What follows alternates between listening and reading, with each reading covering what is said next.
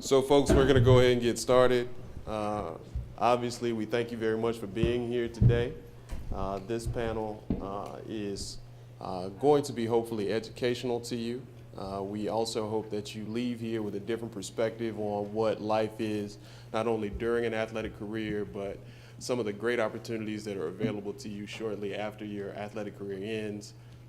As my good friend Edgar Birch, who works at the NCAA, would say, we know that all athletes will be professionals. Some will be professionals in sports, others will be professionals in other areas, but they all become pros in something. Without further ado, I'll turn it over to the person who's responsible for us being here today, the Honorable Al Lawson from Florida, a great legislator, a great leader, a person who I've known for close to 20 years now, it seems. Back in my FAMU days, back when I was in grad school working for Dr. Humphreys back in the day. He was great in the Florida State Legislature and now doing great things here in the halls of Congress. So without further ado, I'll turn it over to him. Thank you very much. Good morning. And thank you, Joe. It's a real honor for me to be here with you, especially on a topic that I consider to be extremely important to young people. And hopefully, the words, as they say, will get around. It's interesting to note the reason why I am so concerned about this topic is when I was in 10th grade, I received a pair of tennis shoes from Bill Russell. And once I received those tennis shoes from Bill Russell, I really thought that the only thing I ever wanted to do was play professional basketball. And so that's when it really started. And so after high school, you know, I had about, I think 12 or 13 scholarships for college. And so I made a decision at that time to not attend the college I said I was going to attend, but I ended up attending Florida A&M University, which was a great opportunity for me. The reason why I tell you this is because what I see happening to America right now, especially among athletes, more so in the NBA than in the NFL, because many students only have to complete 1 year in basketball at the university, and then when they're 19 years old, they can declare hardship for the pros. Among African American athletes is somewhat like genocide. The NFL will probably, some of the players from the NFL will probably talk to you about what happened after sports. I'm gonna tell you a little bit what happened to me and how, and the reason why it was so important that you put education first. When I came out of school, I went to the Indiana Pacers. I got hurt at the Indiana Pacers, and the next thing I knew, I was at San Diego Conquistadors in the ABA.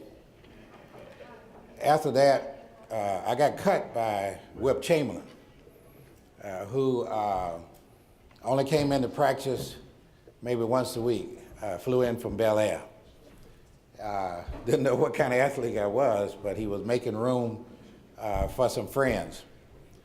Then I spent the next part when they asked me to go to Mexico. I came back and was fortunate because I had gotten a degree to get a job coaching at Florida State University. I spent the next 8 years coaching, but during that period of time, I signed another contract with the Atlanta Hawks. Being a country boy, I received my contract from the Atlanta Hawks when the Atlanta Hawks were trying to get Julius Erving. I could understand that. With my contract back in the mail with all of the clauses cut out of it. Had a 1 year, no cut with the Atlanta Hawks and a bonus. I didn't know what to do. I almost panicked. So I ended up seeing a lawyer by the name of John Kamenez, who passed away about a year ago. And we sued the Atlanta Hawks for $1 million. That case went on for the next 3 years before the lawsuit was settled. And I'm going to come to a point. When the lawsuit was found and settled, I was offered to come back to the Atlanta Hawks to take the settlement. Being an athlete, I said I wanted to go back. But the lawyers influenced me to take the settlement. So I took the settlement, and said maybe sometime I'd go someplace else. But what happened after the settlement, I really got into recruiting athletes and working with athletes coming out of high school, because I felt like what I could really do, I could really help them a great deal in their college career. See, I was very fortunate during my college career is to have some professors that talked to us, what are you going to do after you leave here? So they were able to get us to maybe concentrate more on the academic aspects. The reason why it's important for us to talk about this today, when I was in Indiana, and many guys got cut from Eastern Michigan, Ohio State, and other places, I asked them what they were going to do. Many of them who had played for 4 years were probably equivalent to a sophomore in school. They didn't know what they were going to do because they didn't have any money hardly to go back to college, and it was time to get a job. The same thing happened with one of my good friends in San Diego. There was big names in Indiana, such as Rick Mount, who was coming out of Purdue, and Bo Lamar, who was coming out of Southwest Louisiana when we were in San Diego. And boy, I tell you, their contracts were, in my opinion, was the largest. It didn't even approach $1 million, but it was the largest contract that I thought you could ever get, not what we compare it to today. So as a result, the thing that bothered me the most, especially in Indiana and San Diego, when I should have been concentrating on other aspects of what I'm going to do, I was concerned about my fellow athletes. Where were they going to go? Are you going back to school? I don't know where I can get back in school. Grades was bad. You see, if I were going to been recruited in baseball, in the baseball contract, if they take you out of high school, in most cases, you can negotiate a college career. That they will send you back to college, which is great.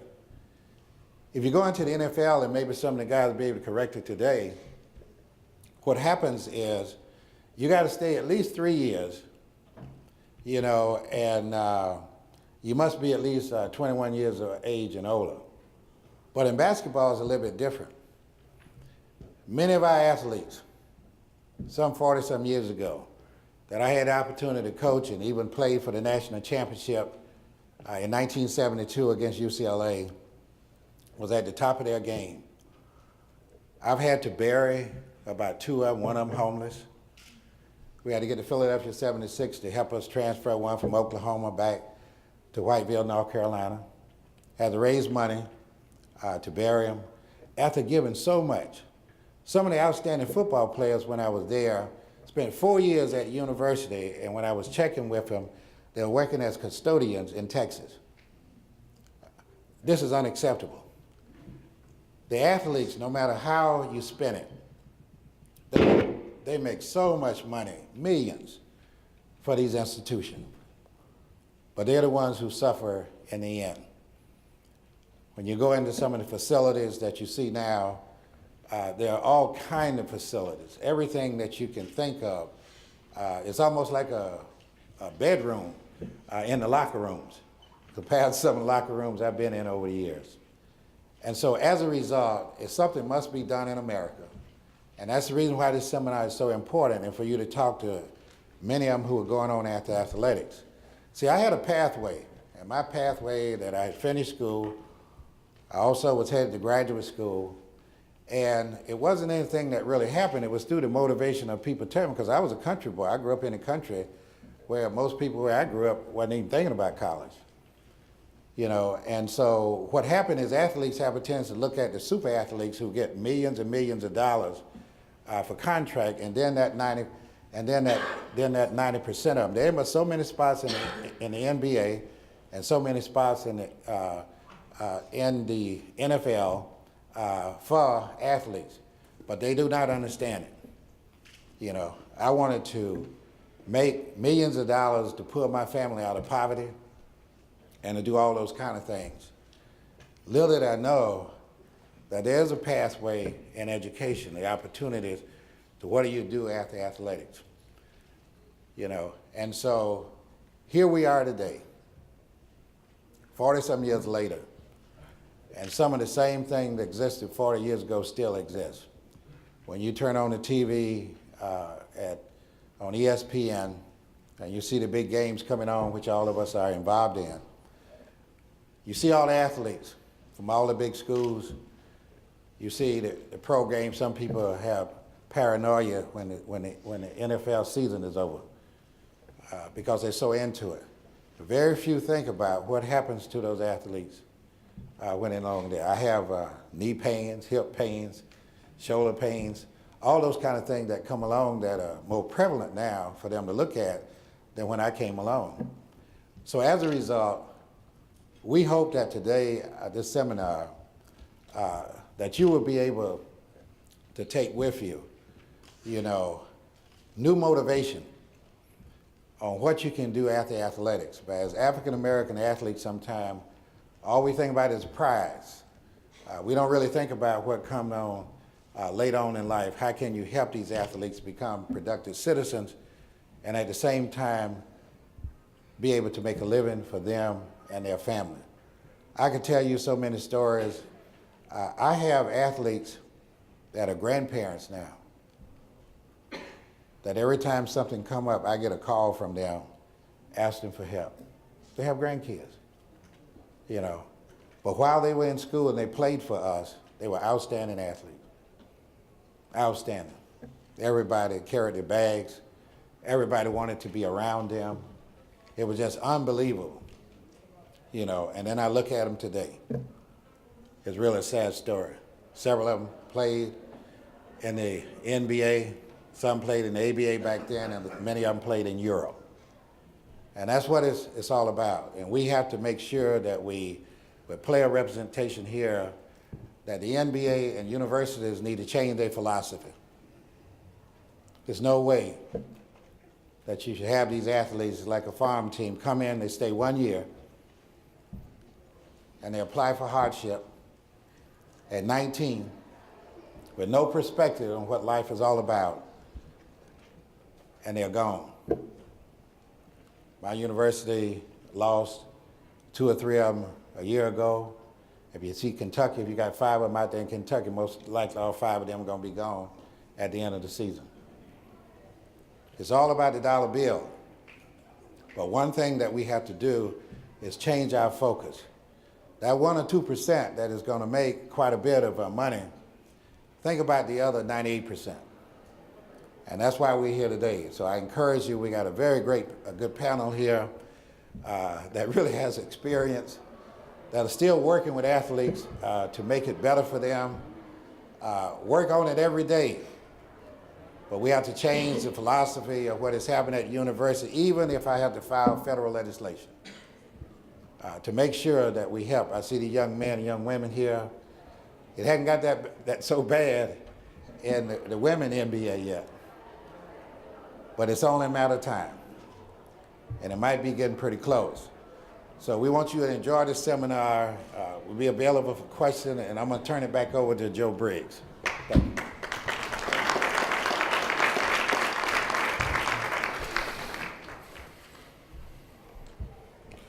Switch my nameplate back out.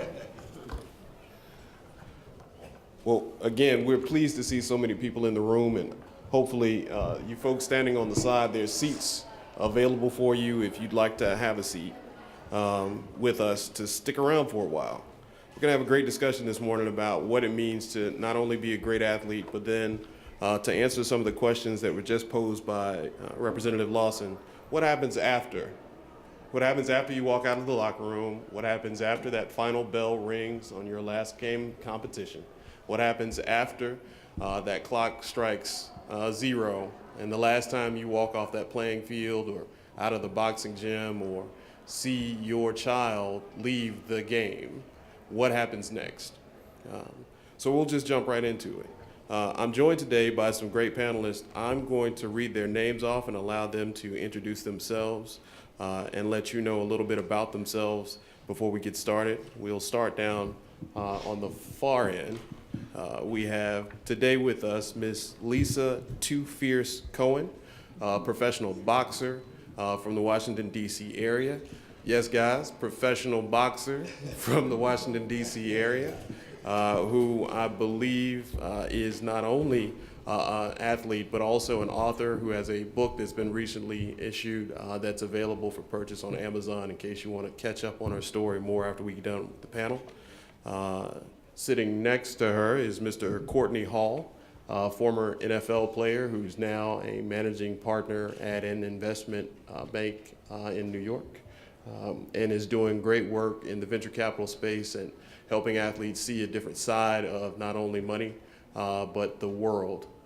Sitting next to him, Ms. Greba Barlow, who works at Boston Scientific, but is also marketing her own products to help athletes improve themselves, not only on the field of play, former women's basketball professional, who's now working in the halls of industry and representing athletes well and doing so. Next to Ms. Barlow is Mr. Daryl Haley. If you are here in the Washington, D.C. area, periodically you'll probably hear his voice on the radio, especially for the young folks as your parents are listening to Steve Harvey in the morning. He'll pop in from time to time and give you some tips on how you can live a better life. Mr. Haley is also a former professional NFL player who's now running a bed and breakfast here in the D.C. area and is also doing other things. And then sitting next to Mr. Haley, a woman who almost needs no introduction, the real MVP, as we found out, and as many people know, Ms. Wanda Durant, mother of Kevin Durant, superstar basketball player, but a superstar in her own right, who will share with us how, through her professional career as a federal employee here in the Washington, D.C. area, she was able to raise a son who many of you may look up to, many of us admire from afar, and many people around the world know as a champion on the court and off the court. And obviously we have Representative Al Lawson, who's going to be here with us today. So why don't we start again with Ms. Cohen, if you'll tell the crowd a little bit about yourself, and then we can just go down the line with you guys giving about a 30-second introduction and why you chose to be here with us today. Good morning. My name is Lisa Cohen, and I'm better known in the ring as Too Fierce. I am the only world champion boxer to win a world title, right? From Washington, D.C., female. I have two children. I retired back in '03 officially. I have two children, one 26 and one 24. I'm 49. I'm a long time. Everybody asks me, why don't you still box? That's why. And I just love my life. Cool. Mr. Hall? Yes, Courtney Hall. I grew up in Los Angeles, played for Rice University, and then San Diego Chargers for about 8 years. I was captain, Super Bowl, 4-time first Pro Bowl, first team alternate. After San Diego, I went to University of Chicago. I got my JD MBA. Then, as I tell people, I fell in love, then moved to New York. And my wife's a federal judge now in the EDNY, and I started my own venture capital firm. We've been up and running for about 7 years, and I'm just glad to be here, and hopefully I can talk to you guys about my life and my career during and after professional football.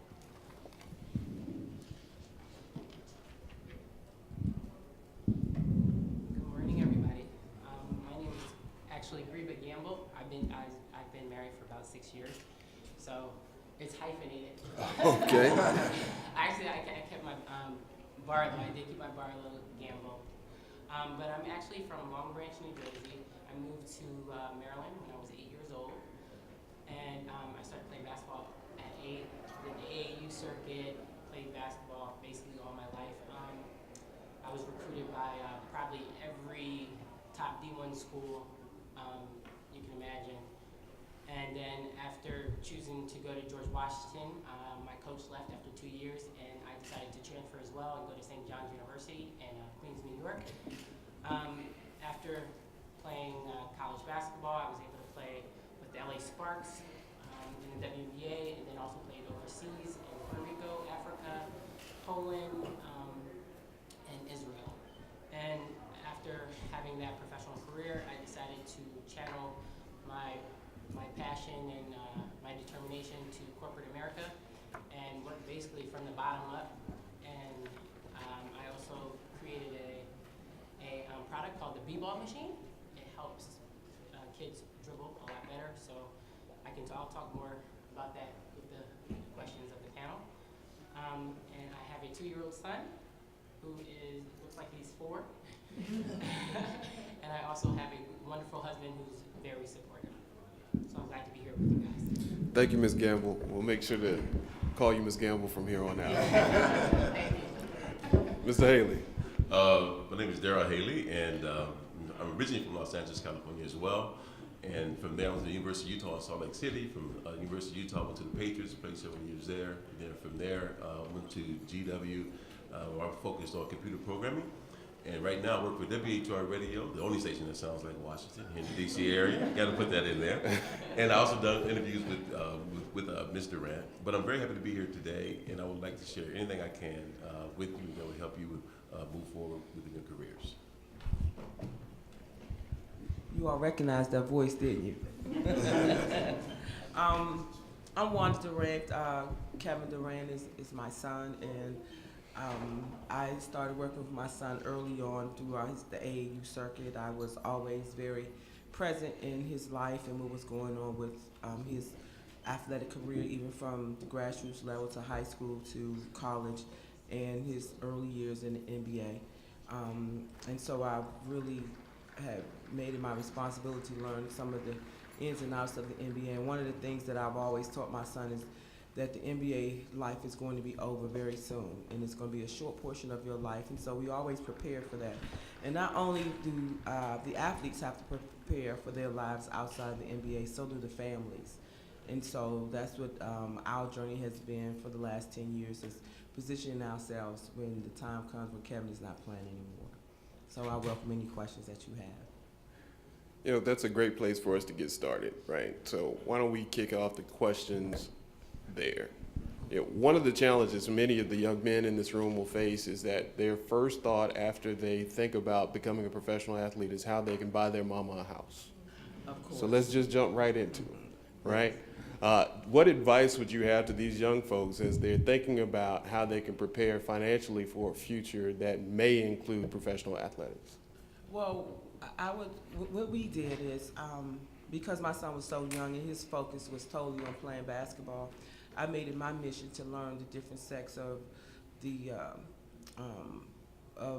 business that associate with a professional athlete, like financing, financial advisors. I learned that for 5 years. I was very dedicated to understanding that element of being a professional athlete. Having a home office, the importance of having a home office and what that meant for us, how the family would be involved in the process, in the transition process of him becoming a professional athlete. Those things were very important to me.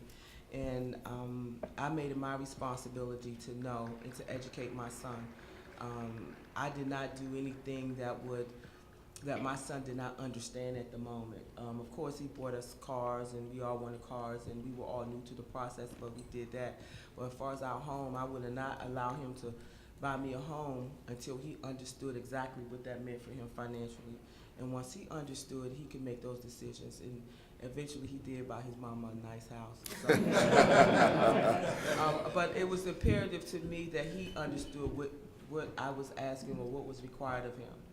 Yeah. That's great. So, Darrell, you moved from Los Angeles to Utah, which was a different economy, and then you moved from Utah to New England with an NFL paycheck. So that was also a different economy. What was the biggest challenge moving from those environments, going from LA to Utah and then Utah to New England? The biggest challenge was understanding that you have to leave behind what it is you already know. So growing up in South Central LA, there's one way that you're going to view life. Going to school in Utah, there's another way things are going to happen, and then going to Boston, there's another way things are going to happen. And so for me, it was just a matter of being open and accepting to whatever was going to come towards me. My feeling was whatever I was going to encounter, there was nothing that was going to happen that I would not be able to deal with.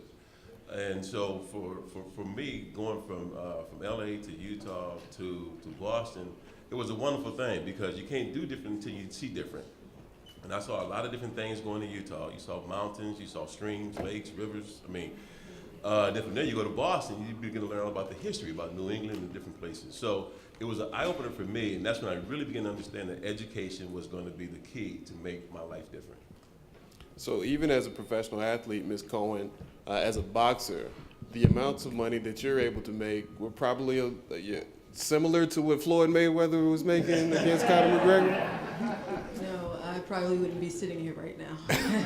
So why don't you talk about the difference, and then Ms. Gamble, I want you to weigh in on this as well. Okay. Being a professional athlete and a woman in sports, usually there's a lower amount that you make. How do you prepare for the expectation that you're a professional athlete, so there's a certain lifestyle that people expect you to have, but then also the reality of your paycheck? Talk about that for us. Yes, marry up. What happens is, like, when I started boxing, I actually had my own business.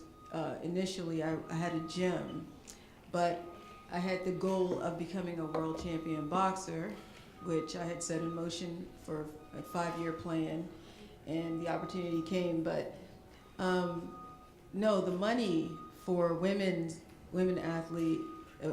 boxers was so much lower. Just to let you all know, we were not making nearly as much. Now, like when you first get started, like when I was doing 4-round fights, that was where we would make a little bit more than the guys would, because it was like more of a novelty. It was, But when you got up there to the 10-round fights, you go to Germany, and when you go to my world champion fight, it was nowhere near what is made today by even a contender in the male sport. But my key was, you were talking about education. My key was I was using boxing and winning the title as a stepping stone for what I was going to do next.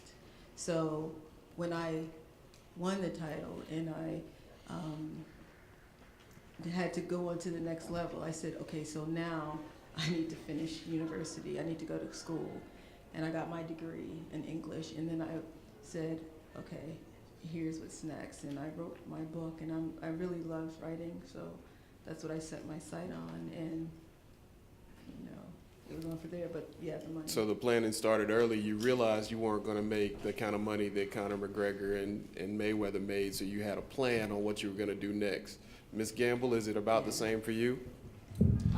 So just to give you, I guess, a view of it, the WNBA, I don't know for sure now, but I know when I was playing, the WNBA was actually a tax write-off for the NBA. So, I mean, you can assess just by thinking about that. You play 3 months out of the year, so you have a very limited short time playing, and then you actually make most of your money overseas. So I wouldn't say, it depends on what you think, I guess based on money and what you're looking for. So if you're comparing it to an NBA player, no, we make very limited money. You go overseas, you can make a good living, but you're overseas and you're away from your family 9 months out of the year, 6 to 9 months out of the year. You're speaking another language. You might not be as comfortable in a certain area. You might have to have guards because you're playing in a country where, like in Africa, I always had to have a guard with me. I was sick probably once a month because of the water, and I wasn't used to the food. So you can't compare. So you can't compare, but it's your dream. It's what you want. So you work hard for it, and you continue working. And then what you do is you try to realize that, hey, I can't do this forever. That's what I realized. Really, I couldn't do it forever. So I had a plan. And so far, my plan is working out well. Yeah. You want me to talk about more? Well, actually, I was going to follow up on what you said about you being sick once a month, and athletes have to deal with injuries all the time. Courtney, I'm sure you could probably address in an NFL locker room, you saw a number of guys injured, and sometimes those guys were caught by those injuries by surprise and didn't have a plan for what would happen next. Yeah, I mean, it's interesting.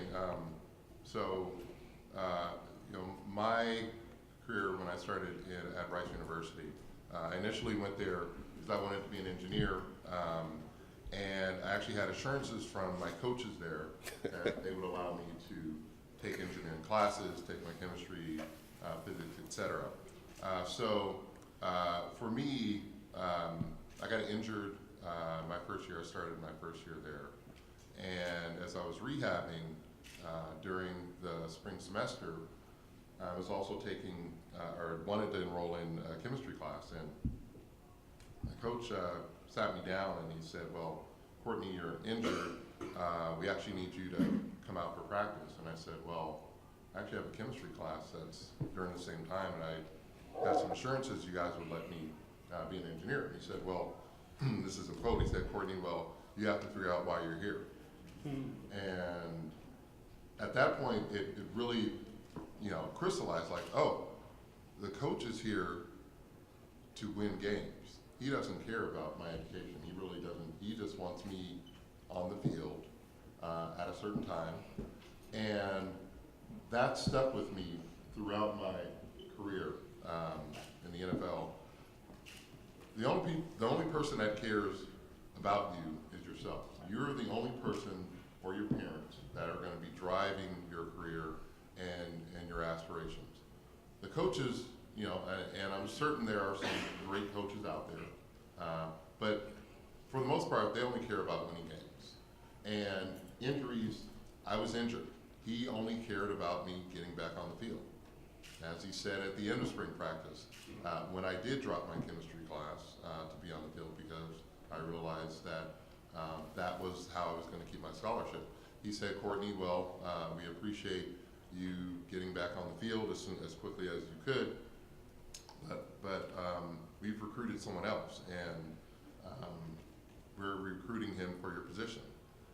And I was like, wow, so I not only dropped my chemistry class, and I not only sped up my recovery period to get back on the field, but now you're telling me you recruited someone else for my position.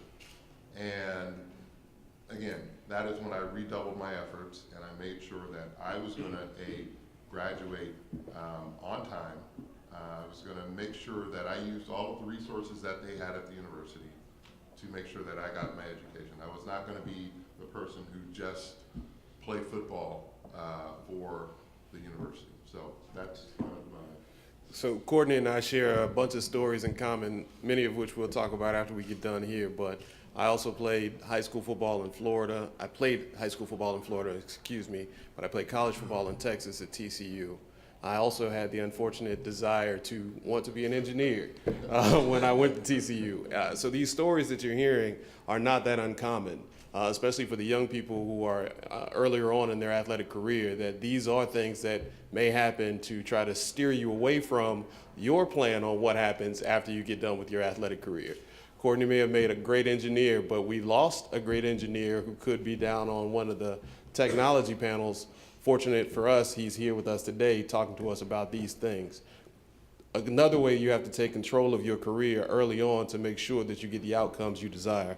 I want to take a pause and recognize Congressman Dwight Evans from Philadelphia. Thank you for being here with us this morning and to join us in this panel.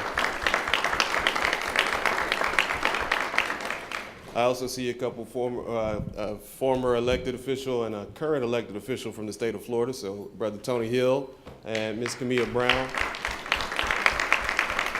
Thank you for joining us as well. So to get back to Representative Lawson, you heard what was said about coaches, and I know you were a much better coach than that, allowing your students to take whatever classes they wanted to take. But talk about from that perspective. You know, you hear the athletes talking about it from their perspective, how injuries and how other things affected their career. But from a coach's perspective, what did you do to prepare your athletes for their life after sports? Well, you know, it was interesting because when I was hired by Florida State, I was the first African-American coach at the university. And so because there was very few African Americans around, I had to interact with football, baseball, and basketball. And so I spent a lot of time with the athletes. And since my wife is here, she probably can tell you how many times they were over to our house and ate all our food. But what was critically important is when the athletes at university, at Florida State, for example, there was in football and basketball. I was in graduate school at the same time, and sometime I would take a class with the athlete, to give them the motivation that they could make it. If someone was really on the verge of not making their grades, is I might take the class with them, or I'd take them to class. And so I was always constantly talking to them about what had happened to me in professional sports, and at the same time, what they were going to do later on in life, because when I recruited them, either out of Chicago, New York, whatever, I knew the conditions that they came from, and I did not want them to go back to those conditions. So I wanted them to stay in school. I would always sometimes go and talk to their teachers, find out what kind of homework they had. It was nothing I wanted to do, but I wanted them to have the opportunity to see a broader picture. And Joe, we promised them a lot. I only had one athlete to leave because we promised him that we were going to pick him up for church on Sundays, and we never did pick him up, so he went back to Alabama. So I had to go back to Alabama and bring him back. I said, "That's all you want to do, a ride to church?" I said, "We'll give you a ride to church." This was back before the NCAA prevented rides to church by coaches, which currently would probably be a violation of something. But I think the most important thing was stressing education. I'm gonna tell you the reason why. I guess many of the colleagues can tell you. I'm glad Ms. Durant is here. When you're a young person, athlete, you get away with a lot of stuff from junior high school on. By the time you get to be a senior and you're recruited by all the major universities and stuff like that, you really think. I remember my first semester in school, I really bummed out, made a 1.36 because I didn't think I had to go to class. In fact, I wanted to make sure that I beat the mailman there for my grades so I could intercept them before my parents got them. But the next semester when I found out that you had to go to college, I made a 3.36. And the same thing happened, so I could understand about these athletes, because I was able to graduate with above a 3-point average. So the issue is that the way we treat them from Pee Wee, football, Pop Warner, all the way up, they feel special. And if you don't have the parents to tell them that, they're not looking, in most cases, like when you hear some of the gentlemen want to be an engineer or stuff like that, they want to play professional sports. They want instant gratification, with resources to bring their families up. And it's really about families, whether you know it or not. And Ms. Durant probably can tell you, that's what an athlete want to do when you grow up in a situation like I grew up in when it was 6 of us. My brothers were glad that when I left the room, they had more space, in the room. They said, you're going to college, but don't come back, So basically, what happens is we have gone away from stressing the importance of education. Education is key, no matter what. It might not be the instant gratification, but in the long haul of it, I had an athlete that played for Cleveland, I won't call his name, made it back to Tallahassee, made quite a bit of money. Family still in Cleveland. Pretty fair student at Florida State. We were able to get him a job at the hospital at $8.50 an hour. But he worked it. He didn't have a car, he lost his car. He rode his bicycle 5 miles to work every day, never missed a day.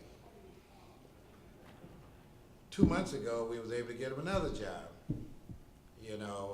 at Star Metro, which is a bus service, where he takes people around on the bus service.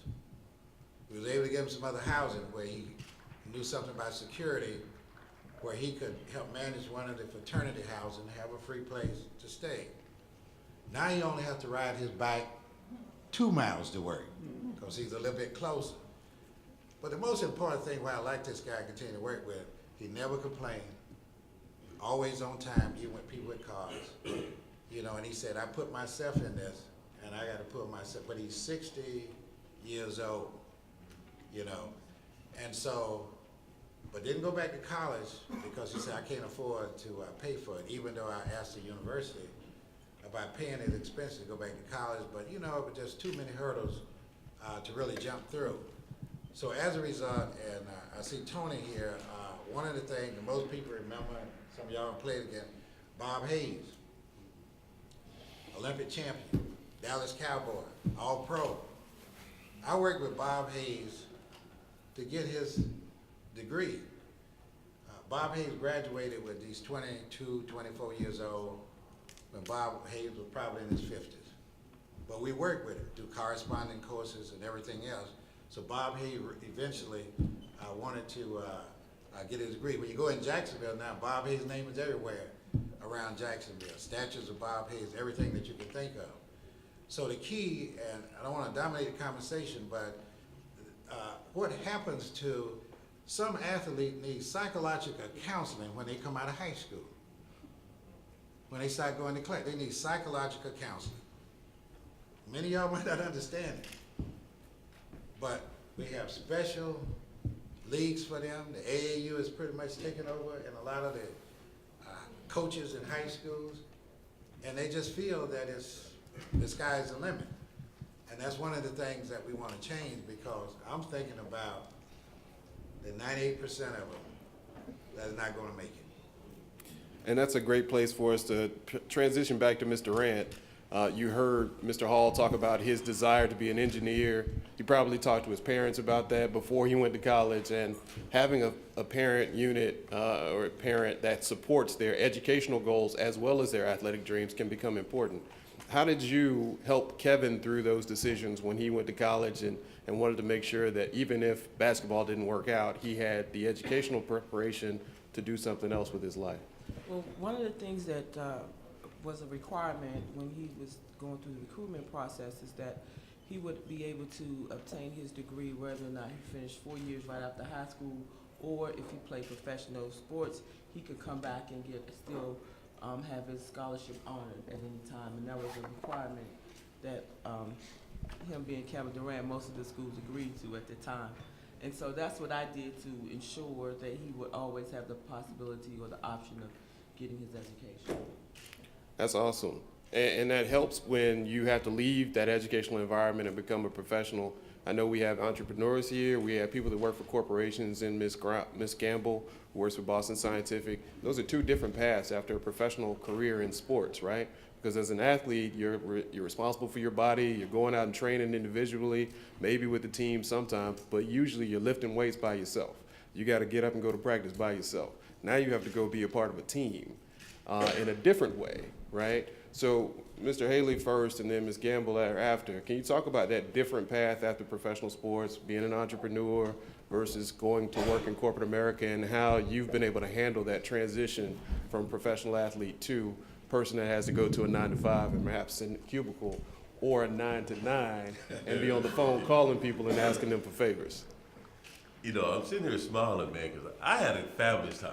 You know, from high school to college to the pros. Let me just, I had a great time. But everything that we're talking about, the hardships and the issues and the controversies and the problems, to me, that was the best thing that ever happened. Because being from South Central, once those things came up, I was able to go into what I really know.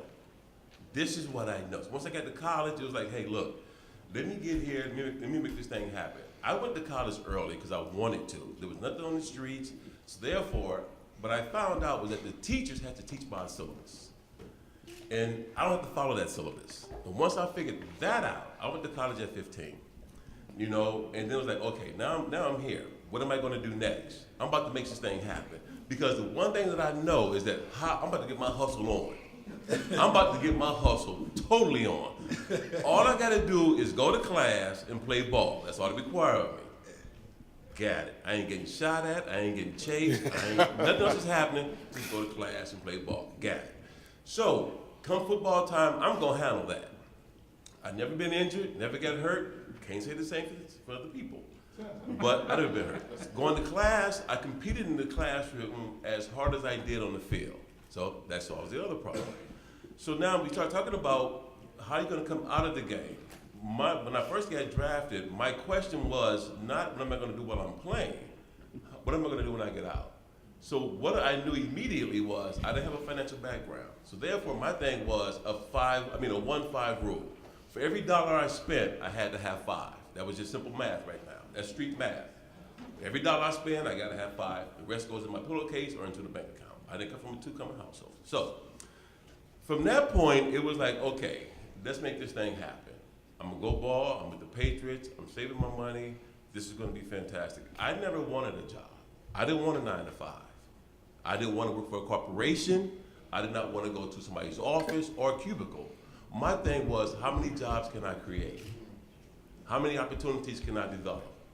I felt that I had enough knowledge in my head that I can go figure something out that the guys from my neighborhood or guys that I played with or the guys that I went to school with or kids that I'm working with, I can figure out enough things to help them have opportunities. So I brought guys from my neighborhood to the University of Utah. I brought people that I played with and provided other opportunities. So through my transition to date, which is really, really cool, I'm excited about it. I do a lot of work with veterans and a lot of work with youth. To date, I have moved or worked with or matriculated in some capacity over 300,000 kids.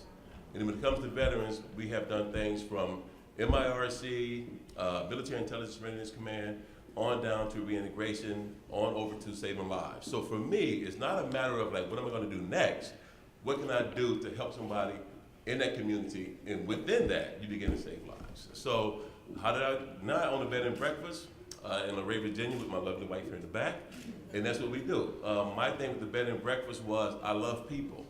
So therefore, the bed and breakfast is an adult place. We do fun, fitness, and romance. That's it. And we have we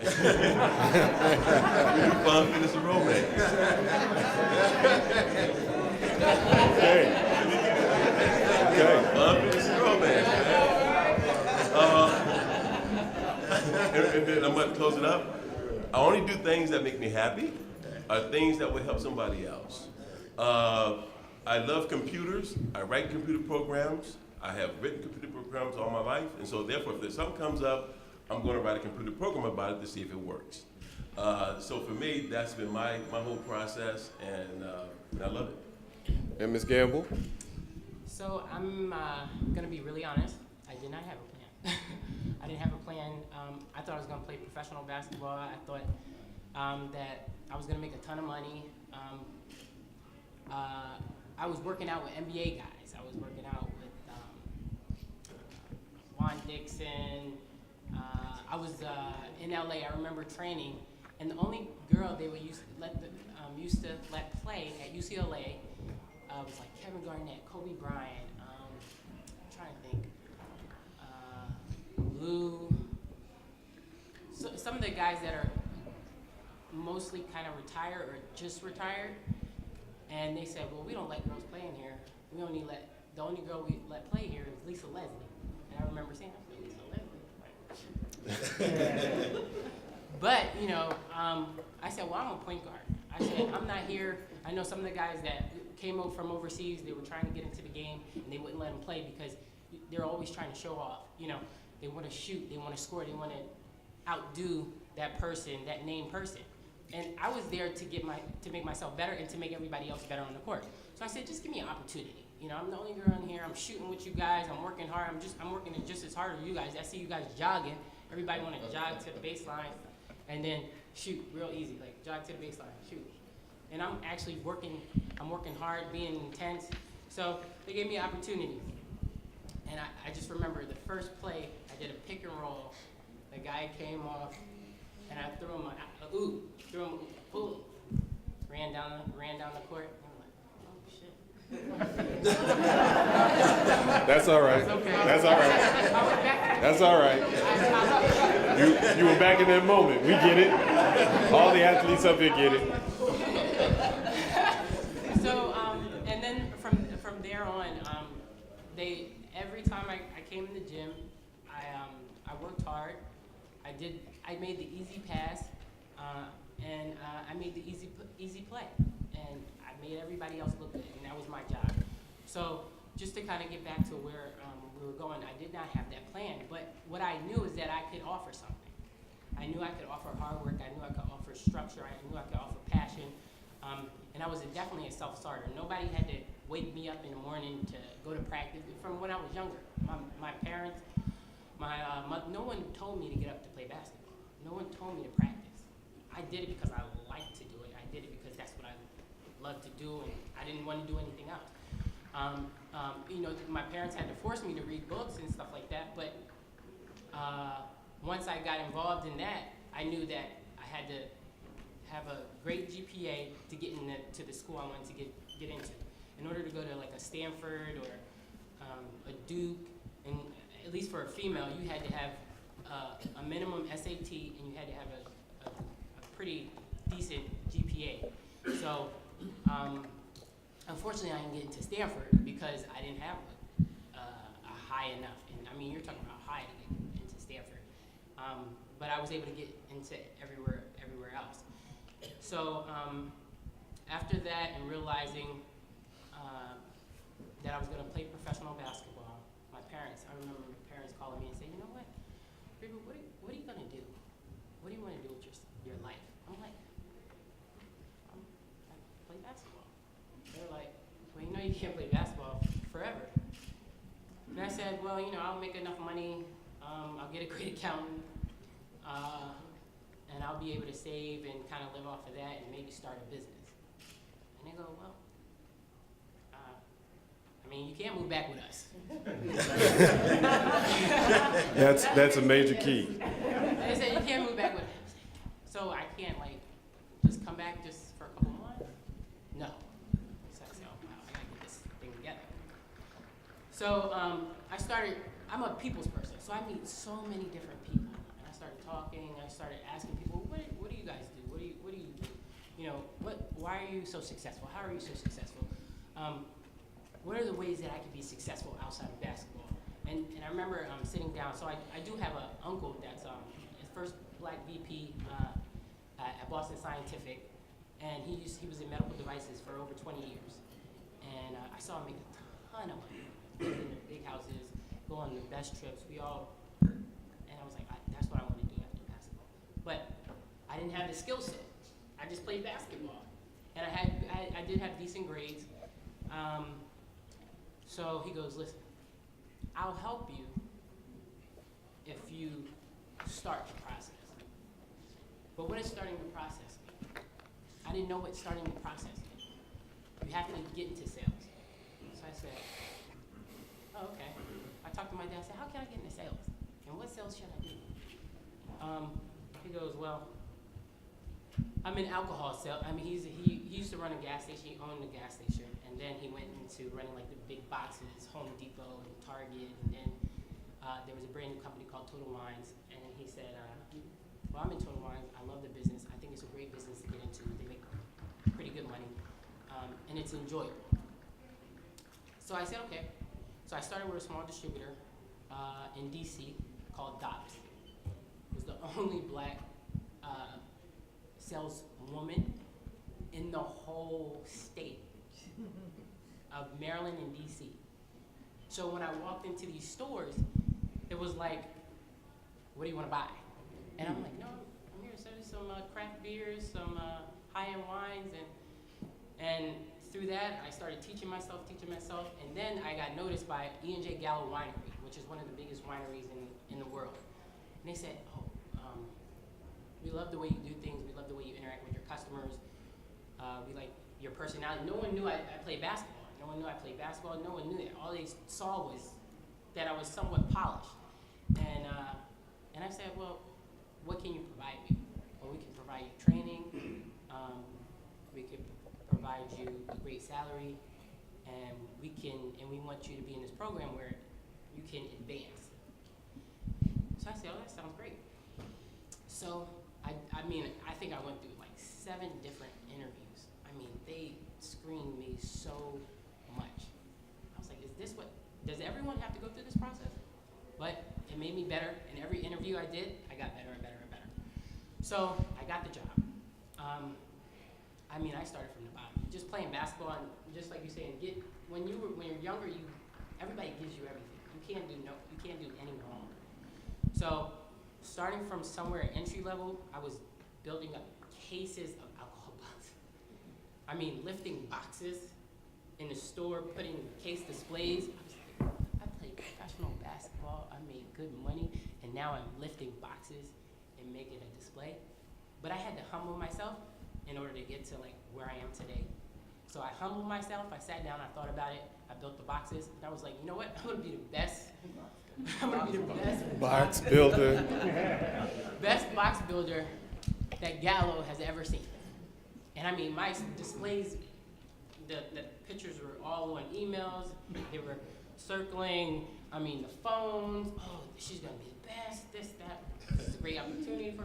So, and then I ended up actually getting promoted. I got promoted because I wanted people, they were going to the same, I remember they were going to the same stores, bringing the CEO of the company to the same stores, because the older guys, the guys they were comfortable with, could make them feel, the managers feel better and proud, and this is what we're doing, and our prices are here, and this just kind of, They were phoning it in. yes, correct. And I said, hey, give me an opportunity. Won't you guys come to, I'll get 4 stores ready. Won't you come to my stores, bring the CEO to my stores, and let them see how good that we're doing. I didn't say me, I said we're doing in the territory. And it's new, it's something new. You guys are showing the same stores. It doesn't look, it looked like you're polished and there's nothing, you're not being innovative and different. So they were like, okay, how long are you gonna have the stores ready? I said, well, give me about a week. I remember being there at 7 o'clock in the morning and leaving when the store closed. So depending on if I was in Baltimore, 1 o'clock. Luckily, I didn't have my child then, but I did have a husband, and he was very supportive. So I stayed, and I remember they were coming to my store, and they were like, they were so ecstatic about something different, and I couldn't even be there. So I wanted to make sure that they knew it was my store. So I remember them taking a path, and he said, we can't be in the store when the CEO is around. So I remember I timed it just right. The CEO is coming out of the store. I'm coming in. And the manager says hi. I was like, yes. So I said, hey, how are you? You guys enjoy the store? Great store? And Joe Gallo, he goes, oh, is this your store? I said, yes, it is. I said, I stayed up all night and I got the store prepared for you. He said, this is great. This is one of the best stores I've seen in Baltimore City. You're doing great. Keep your head up. Keep moving. And then from there, I basically kind of went up the ladder, and I still wanted to get involved with the Dice Flow because I wanted to help people. I learned that either I want to help or I want to channel my passion to always be like, I want to be #1 at all times, and I want to see my name in the email saying that I'm doing great, you're #1, and all that stuff. I like that. I mean, I don't know if it's because I'm a millennial. Being a Positive millennial, feedback is important. The positive feedback is important. I love it. So I got a ton of positive feedback, and now I'm transitioning and moving up in Boston Scientific, and I'm still in a man's world, and still a black female. You don't see. So, and then also just to kind of piggyback that, I run my own company. I created a brand called the B-Ball Machine, and it basically helps individuals dribble a lot better, confines their arms, and so when you're doing like a regular crossover in between your legs, you're restricted. So once you take it off, it's easier to go back and forth. So I have that going on, and just every day being in the cases with physicians, showing them what to do, using my product, and saving lives. So that's great that you're able to combine the two, right? Working in corporate America satisfies your desire to have a paycheck while also being an entrepreneur, which allows your freedom and your athletic ability to come through. So Courtney and Lisa, I kind of want to talk to you about that as well. Courtney, I know, Mr. Hall, I know you had to see an amazing transition to go from being a Pro Bowl NFL player to a college student, getting your JD MBA. And Ms. Fierce, I know that you also had to have a transition working as a speaker from being a boxer. That transition was a little bit different for you. But you guys, can you talk about what that transition was like from being a pro athlete to being a college student? I believe you got your JD MBA at University of Chicago after your career was over. And Ms. Fierce, to working with nonprofits and becoming a speaker, which is a completely different lane. So I'll let you guys decide who wants to go first. Okay, so my career path was a little bit different because I started boxing at age 28, and you guys talk about, first of all, I wasn't on a team, so I was an individual sport, and it was much more difficult because I'm a female walking into a boxing gym, and everybody's like, oh my God, what is this? This was late 96, 97. Oh my God, what is this? Before Layla Ali, Cole Miners' daughter had just started, you know, we had seen her, and that was my start. But I grew up here in the city, and I wrote my book. Let me just go a little bit. I wrote my book, and it's based on my life growing up here in DC. So I grew up in the foster care system.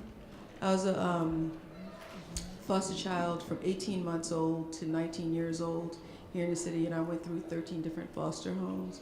So I didn't have that opportunity to go to school, and because I went to 13 different schools, I was barely supposed to graduate from high school. It wasn't, you know, like on paper, it wasn't supposed to happen, but I was like determined that it was going to happen just as much as I was determined that I was going to be a professional boxer and a world champion boxer. So transitioning out of boxing after meeting that goal and winning the world title, then it was like going through a withdrawal because you can't, everybody knows that you cannot box till you're, well, some people can. But how old was George Foreman? He was about 49.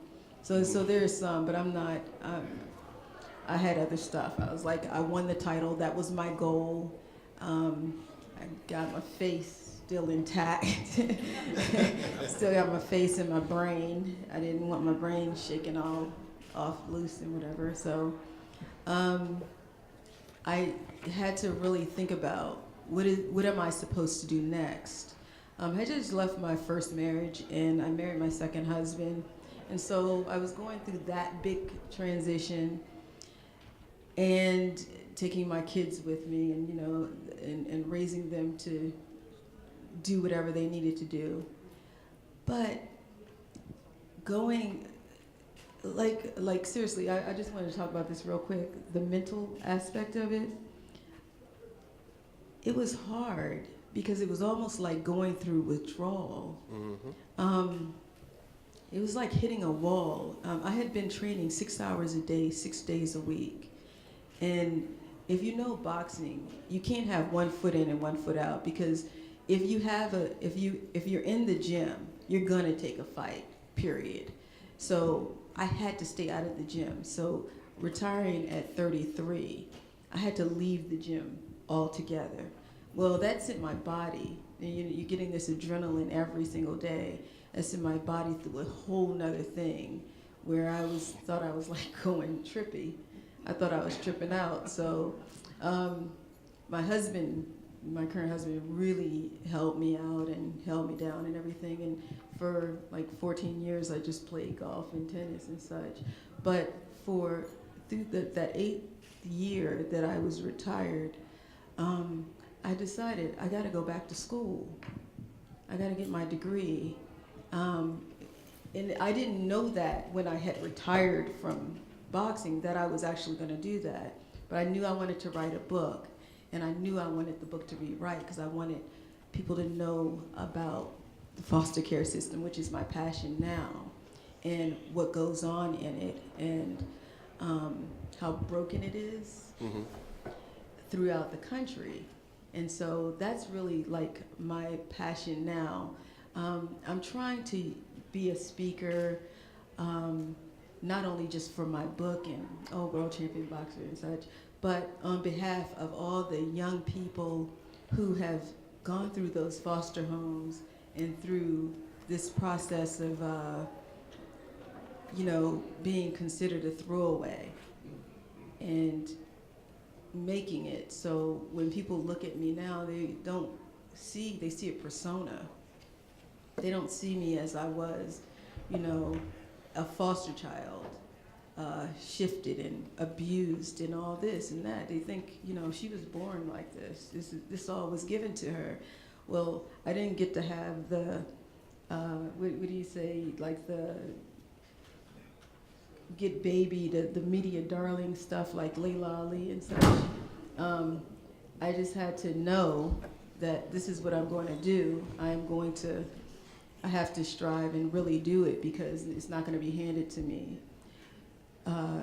Getting out of boxing, literally, I loved boxing. That was all if someone had taken boxing from me, I think I would have died. And reason why is because I had gone through so much abuse and such when I was growing up, that was my catharsis. That was how I got my life back. Right. That was my therapy to some degree. Right. So, getting in that ring and putting that face of my abusers onto those boxers that I met, I knew I was going to win this. I knew I was going to win the title, honey. I was like, oh, I got this. This is Miss right here. That's her. That's her right there. Yeah. So, it wasn't easy. They count you out. They try to use you as a tomato can. No one has ever really heard of me because I didn't accept Don King as my promoter, first of all. But Might have been a good decision. yeah, he came to me. I was like, oh no, I have nothing to offer you, so I don't want anything from you. So it was like, and we know that money cannot be why you're doing it.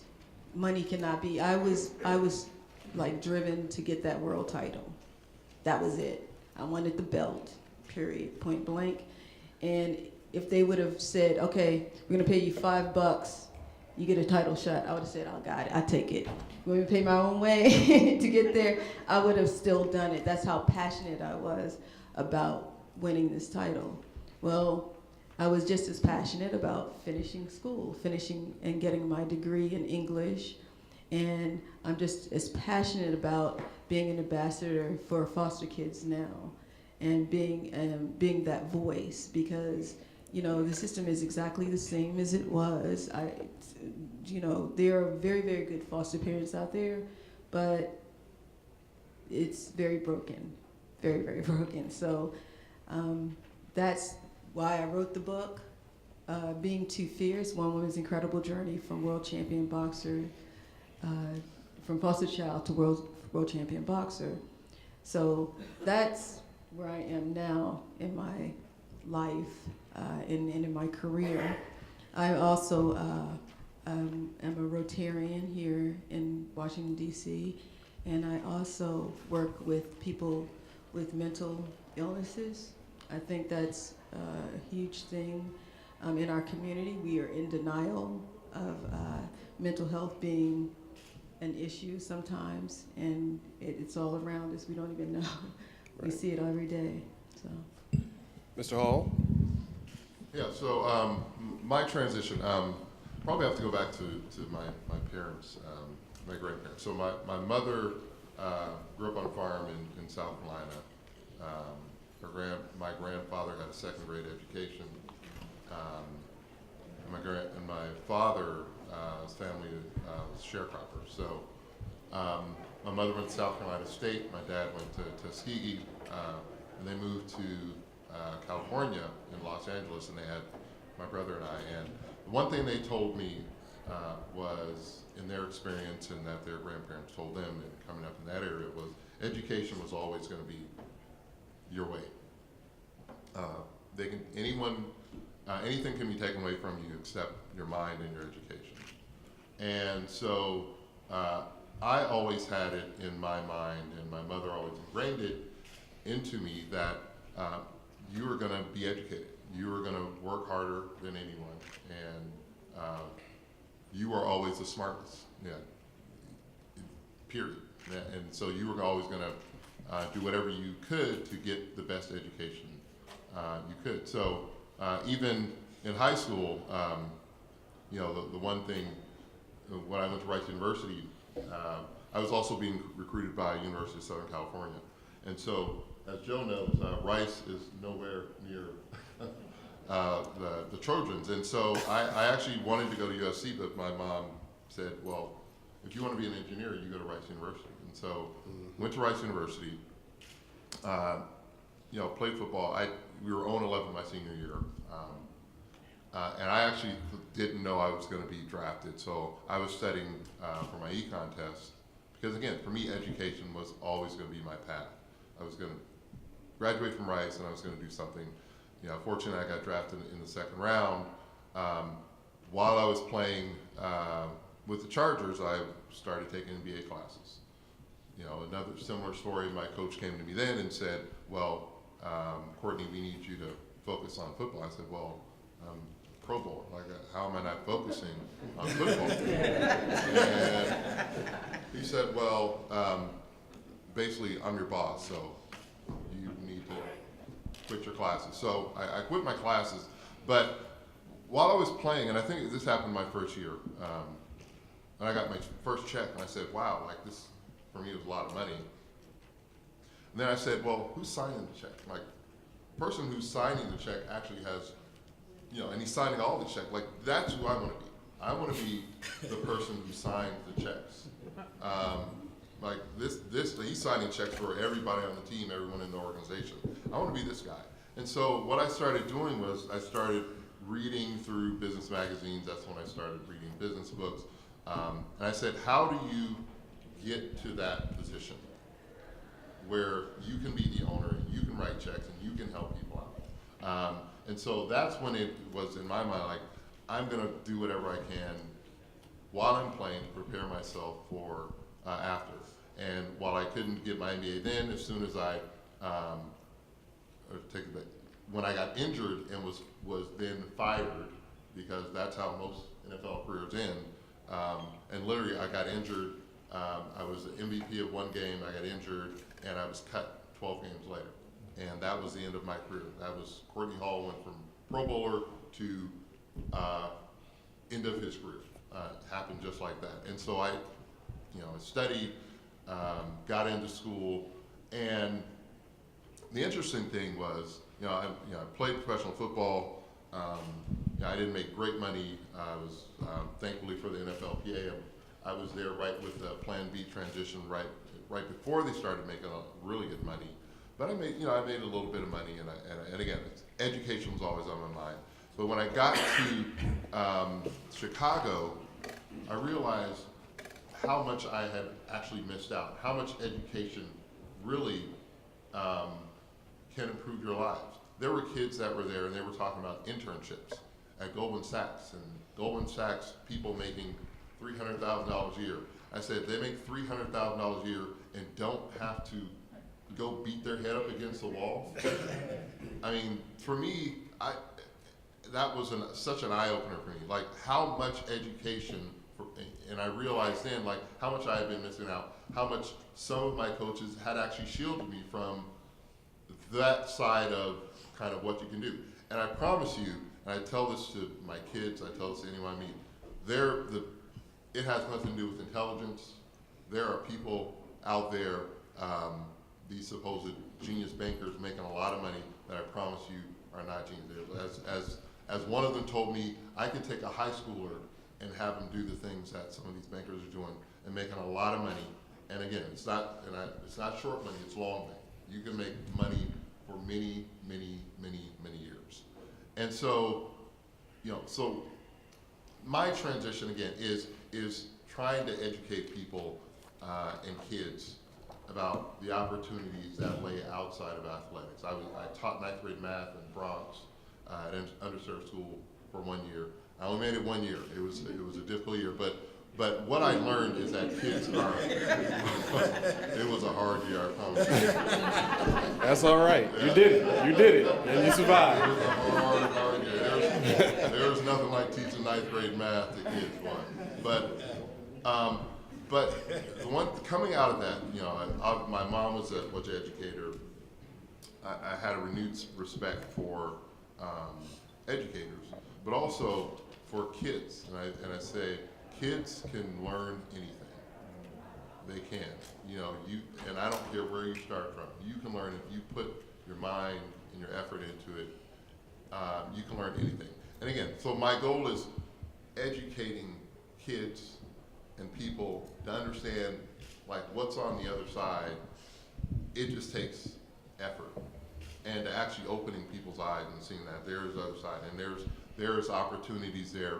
You know, obviously, you know, thanks to the legislators, and they have been able to open the doors for us to get into those opportunities. But it's athletics is just a small piece. You know, injuries can happen. There's a lot of things that can happen, but there's a larger world out there that we can actually participate in and do very well in. And so, again, my transition is just keeping education, opening doors for kids, for other people to understand that those opportunities are there.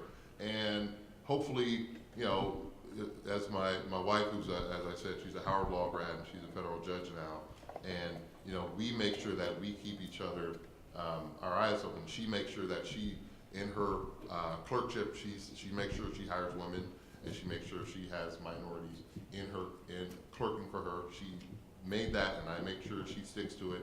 And she makes sure that in the opportunities that I have, I look at banks, or excuse me, I look at entrepreneurs who I can help on. There's a gentleman who I'm looking at, Mokafai Capital. He was at JP Morgan. He was an MD there. He's doing things to help in the underserved banking community, and so I'm following that. And again, so for me, it's always about giving back and helping other people understand that there are many transitions and there are many ways to make a good living. And again, it's not just athletics. Athletics is just a stepping stone to life, and that is kind of what I wanted to convey. So the other part of transition that we have to talk about, and Ms. Durant, this is for you, that transition from being the parent of an athlete who no one knows to the parent of an athlete who everyone knows and wants something from. That's also a different transition that we also have to take into consideration when we're transitioning into pro sports and out of pro sports. So can you talk to the parents in the room or the young people in the room who may someday be parents on how they can prepare themselves for that transition as well? Well, one of the things that I would like to really focus on is that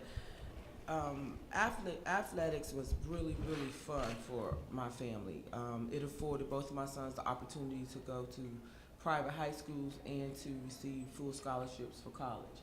And so that was a great time for us. And my oldest son, he wasn't as dedicated as early as Kevin was, and so he wasn't able to transition into the NBA, but it did afford him the opportunity to receive his degree in English from Towson University, and now he's an entrepreneur. He's doing very well. I don't have to buy him anything. So it's a good sign for a mama when she doesn't have to take care of her sons. He's doing very well for himself, and of course you all know Kevin. And so it wasn't, even though there are dark sides to being a professional athlete and those pursuing that goal, there are experiences like my son's experience. He's done very well. He's been highly sought after his entire career. But I ensured that humility was a part of who he was as a person. I've always explained to him that it didn't have to be him, it just happened to be him, and depending on how you handle things would depend on where you end up. And dealing with the fact that everybody wants something from him. I mean, they want something from me because I'm his mama, and I don't have nothing for them, but people, it's just unbelievable, the things that people would have come to us to have him to invest in, and as I said, I took 5 years to really learn some of the basics of the financial world, and I knew that my son, because he made so much money early on, that he could be really conservative with his investments, and because he was making so much money for the next, I guess at that time, 15 years, he could be a little more conservative. But they didn't want me to know certain information. They wanted me to just pour out his money to them however they wanted it. And so I just had to be the gatekeeper for him for quite a number of years until he was able to gatekeep for himself, to realize that it's okay to say no. It was okay to send people through the filters, or which I was the filter, and send them through my gate, and because I would say no to everything. I didn't trust anybody. I knew that they wanted his money, and that's all they wanted. They didn't care about him or me or my family or anything involving us. And so it was really easy for me, because I was conditioned early on through some of the other mothers in the league of some of the pitfalls that he could fall into, and so I was well prepared for the life of a professional athlete's mother. And it's a good time. It's an enjoyable moment for us, but we do know that this period is going to be over soon, and what are we going to do next? And for Kevin, he's becoming a businessman that I can be very proud of. He's doing well for himself outside of the court already. He decided that he wanted to start positioning himself for life after professional athletes early, and so he decided to do it while he was playing, to run parallel with his professional career. That's awesome that you've been able to do that. Not only enjoy the ride, but also make sure that they enjoyed the ride Yes. Within that bubble that you've created for them, while also Well, allowing them to. they've kind of busted out of that bubble. Just a little bit. They let me know they're men now and they can handle it. I need to have my own bubble. So, but it's been a good time for us all. It's really been a transition. It's been a growth process for us as a family, and individually. But I think we're doing okay. We're doing fine. Cool. So we're going to take some questions from the audience. Here's how it's going to go. I'm going to take a question from this side, in the middle, and then over to the right. I'm going to hold the microphone. I'm going to allow you to speak into the microphone. I can promise you I didn't work out this morning, so me holding the microphone won't affect my arms at all. Okay? So anyone on this side have a question for us? Yes, ma'am. I have a question about the process of becoming a professional athlete. I'm speaking from my own personal experience. My brother went to the pros. I'm a licensed stockbroker. But somehow, in college, the system of whatever it is took over his brain and convinced him that money and family don't mix. When I started working with my brother as a small one, I taught him about the markets. I taught him about securities. I taught him about investing. Lo and behold, he was intercepted from the family by this young broker that was part of the NBA's retirement fund. And I was just totally appalled with the process and how they can disconnect these athletes from the family. No matter what your expertise is, disconnected. I actually had to listen to a young broker say to me, "Oh yes, we will give him a fax machine." Red flag, churning your account. And that's exactly what happened. So my question is, as a family member, as a parent, the job that you did with Kevin was extraordinary. Most of us don't get to do that. Our athletes come home and they start these little small businesses with their friends that never work out. Everybody wants to be in the loan business. Everybody wants to be in the food business. Everybody wants to have a presence in the community, but they don't know how. And even with expertise coming from right in their family, we were all just dispersed. How do we stop that from happening? And how could someone that has the experience reach these athletes before the system does? Does that make sense? Yes, it does. Well, let me say this, that we as a family have had our challenges. And I know exactly what you're talking about when you have that person to come in to try to intervene and separate the family. And we've experienced that. But I was determined that that was my son, and I didn't care who didn't like it. I was going to be ever present. He had enough respect for me that he will not dishonor me or disrespect me in that manner. But we did, and we still continue to experience people who want him to feel that it's the family. That's why these athletes go broke, because of the family. And so one of the things I've talked to my son about is I said, okay, well, in most cases these guys end up broke, but their mothers, their fathers, none of them have boats or houses or cars or bank accounts or money. So how do they cause you to go broke when they have nothing and you have nothing? And the people that you've dealt with financially have everything. So you have to understand the messaging, the false narrative, I believe, is a part of that. And so we've had challenges, but I'm the mom, and I'm the mother, and I'm the old black mama, even though I'm young. And I didn't play, and I don't play now, and they know. So, but I understand exactly. And we have to re-educate our kids and let them know that there are the expertise in our family and in our community.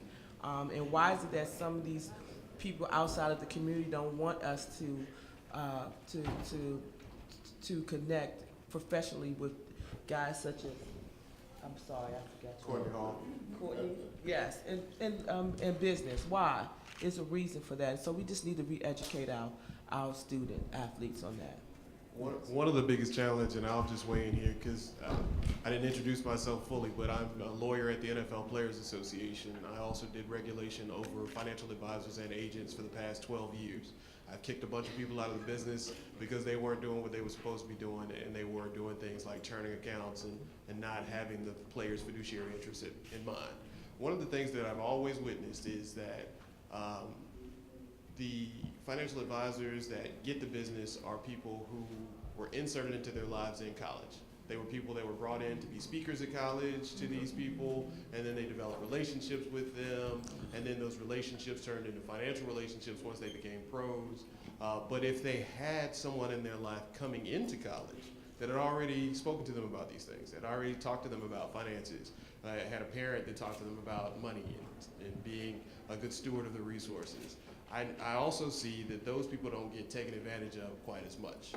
So for the people in the room who are always asking, and I know we have a professor from George Washington who runs a sports management program in the room. There are a bunch of great people coming out of college that do volunteer community service and go speak to youth athletes all the time. Hopefully we're changing that just a little bit.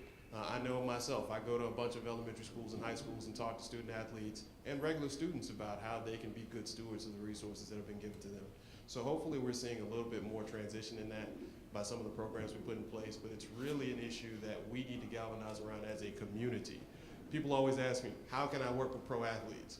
Well, the best way to do it is to go to your little league team that's practicing up the street and teach them about finances. Because one of those kids may become a pro athlete. You don't know which one is gonna be, but you getting in there early can stop them from being taken advantage of late.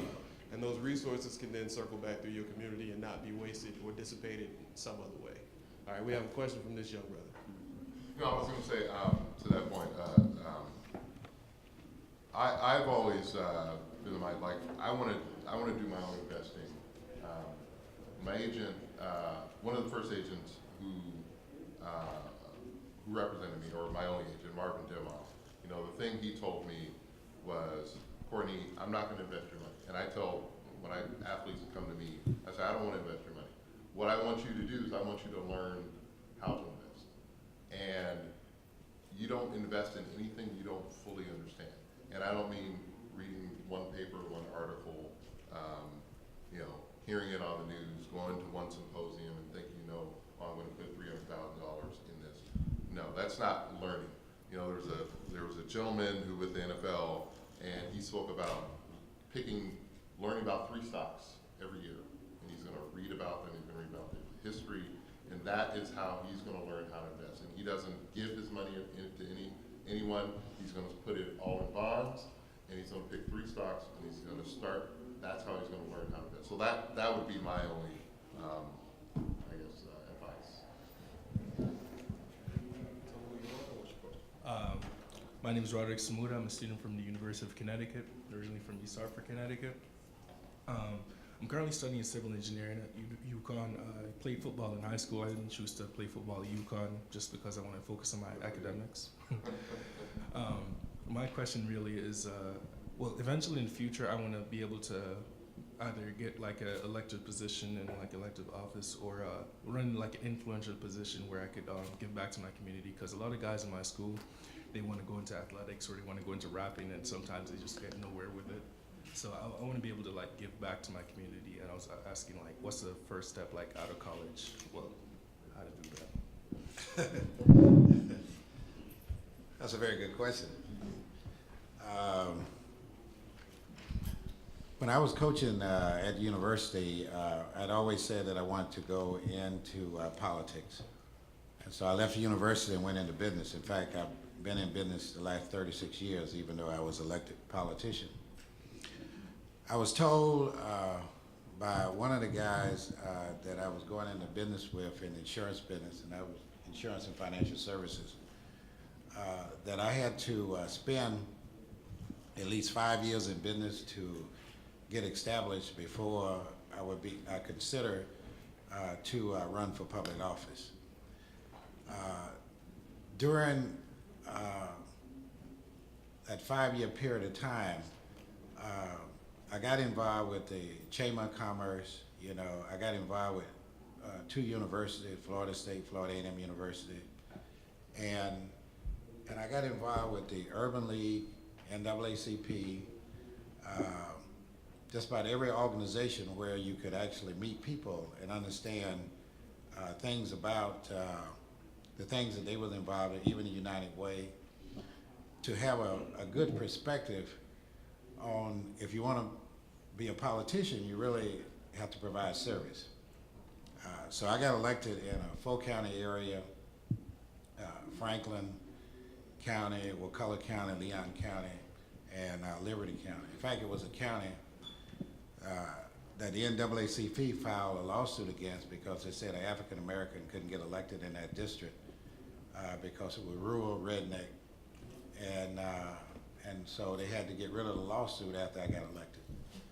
And so, and I think the reason why I got elected because I had a genuine like for people, and I grew up in a different kind of environment in farming where white and blacks helped each other. And I worked hard, and it took hard work because everybody that I ran against was much more qualified than me. I ran against the sheriff of the county. I ran against the deputy secretary of commerce, funeral home director, family, everybody except where I came from. And so I had a guy who was a campaign manager out of New York. He's still at Hunter's College in New York, Willie Tolliver. And they told me that if I wanted to be successful, because nobody was going to endorse me, is that I had to see 1,000 people a day. And so I set out in the morning, standing on the corners, walking through state buildings, every place, universities, maintenance areas, to see those 1,000 people a day. I wore out 4 pair of shoes, you know, and so it was hard work because I wasn't going to have the money to compete against the sheriff of the county. I even had the sheriff to come by my office and tell me that he thought I should get out of the race simply due to the fact that he had helped a lot of African Americans who got in trouble, and that and that they were going to support him, and he didn't see any way for me to actually win. But we won that election, and so for the next 28 years, you know, I was able to serve 18 years in the House and 10 years in the Senate, and even become the leader in the Senate, the dean of the Florida legislature. And I say all that to tell you that anything is possible. I didn't have the family background of elected official. In fact, my father probably thought I was crazy, you know. My grandfather wanted me to stay out there on the farm, you know, and do some farming. So, but it was through learning how to work hard. And I thought that the best thing happened to me was my athletic background, because athletics teach you to be competitive. You know, so it was, you know, I enjoyed the competition, you know, out there, even though they would tell me, I remember the guy was telling me, said, we don't want you listening to the radio, looking at TV or the news, because nobody's going to endorse you, you know. But you just got to work hard. And so that I had that work ethics, you know, to really work. And I think for a young person who is interested in politics, you know, this is the time that you get interested. I got interested in ninth grade. In ninth grade, I tell my wife, I said, in ninth grade, I wanted to go to Congress. I never knew that I would make it, you know, in ninth grade in the civics class. And so as a result, is not only there, but in January of this year is when I was elected to Congress. And so, but I stayed in business. I, you know, only worked one place as a coach, and all the other career I was in business. So it is it's gratifying to know that this is something that you want to do, because we need more young people in the political arena to help serve humanity. I think that the greatest gift that one can have in life is to be of service to other people. Next question. Who you are? Name? Good morning, everyone. My name is Arthur Jones II, distinguished panel. My question is for Ms. Lisa Cohen.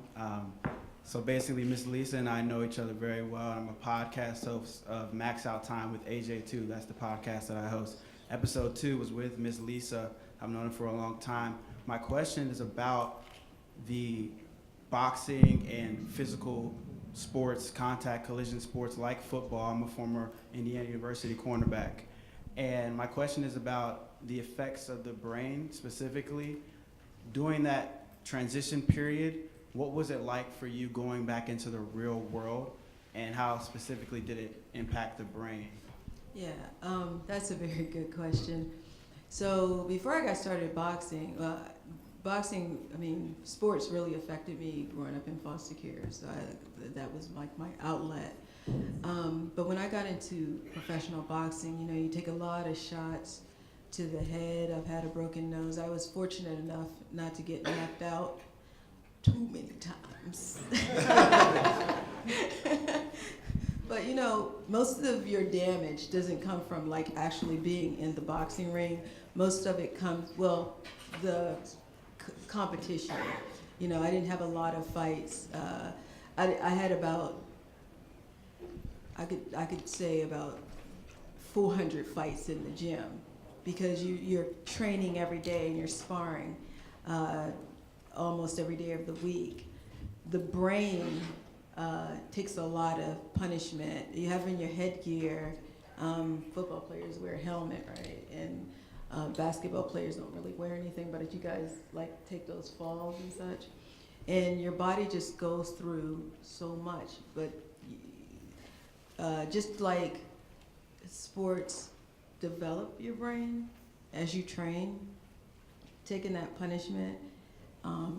I've had concussions, and I think as a woman in the sport, there was some pressure on me, like if I would have a concussion, say in a fight 2 weeks ago, and a promoter would call me and say, oh, we want you to fight on this card. Don't worry about it. We'll get our doctor to check you out. No, I'm getting my doctor to check me out. So you have to be really smart.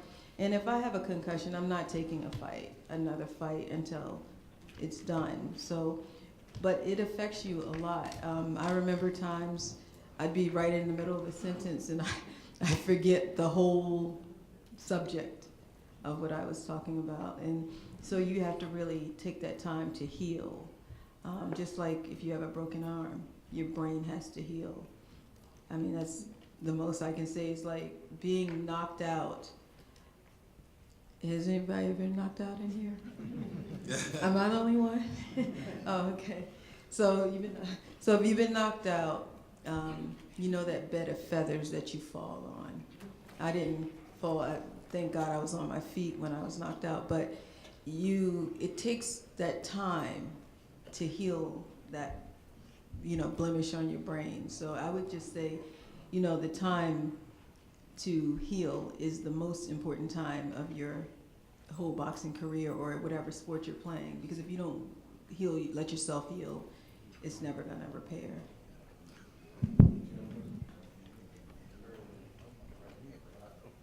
Good afternoon. My name is Heaven. I'm a Howard University student and photographer.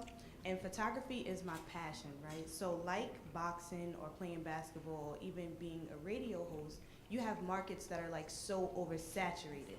So how do you make decisions that are conducive to your growth but doesn't take you so far out from your passion? Stephanie. So everyone has a brand. You've developed your brand as an athlete while you were doing your play. How do you make sure that whatever you do after your athletic career doesn't take you so far away from your brand? Or was the goal to take you far away from your brand? Anyone want to take that question? Sure.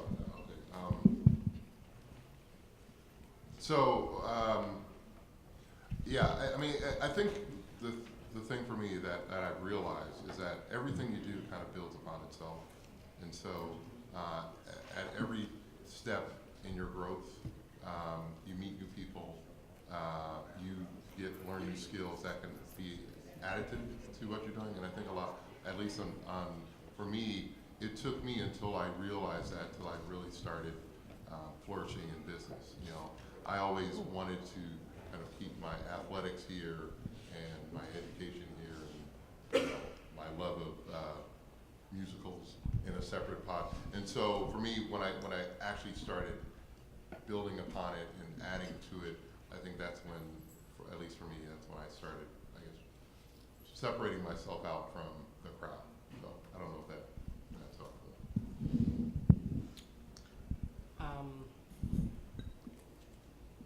I think things that are so saturated, the way you stand out is by continued push. And I think a no is a yes. No is never a no. At least for me, I think you should keep that no is a yes. And if you can't do photography, if it doesn't make you the cash or the, you know, bringing home and getting you to live your life, what you can do is you decide to find something that can pay the bills, and figure out ways you can do photography either on the side or within that job. Because at Boston Scientific, there's artists that came to Boston Scientific and now they design our boxes, right? And then you're a photographer, so you go into a company or a corporation and you try to figure out, you gotta, instead of being in the box, you make your own lane. So, I mean, people, they love that. You're creative, you're bringing them ideas, you're innovative, so you say, well, this is what I do. I've been doing it through college, and I take pictures, and this is how I can set myself aside from all the other employees. So that's the only advice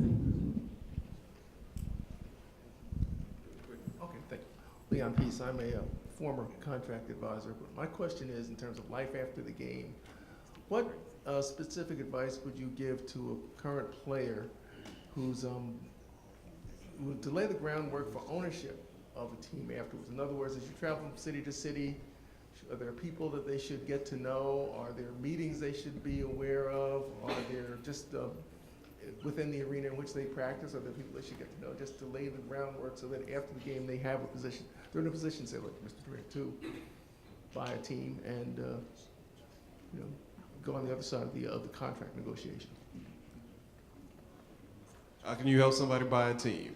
What advice do you have? That's the goal right there. That is the goal. I think for us, wow, that's the goal right there. I think one of the things to help the athletes to put themselves in position to be owner of a team is how well they handle their finances, how astute they become in business, and how to negotiate that possibility. But I think the understanding business and finance will really open the door for that opportunity for the player. That's my thought. Now back to you, sir.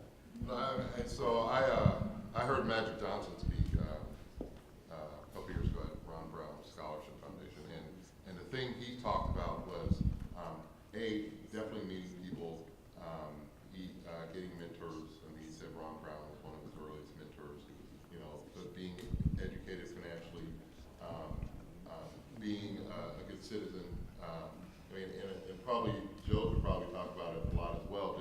Just understanding how the game works. You know, you have to understand the people, the pieces, the move, because there's always moving pieces, and just meeting people in every different area.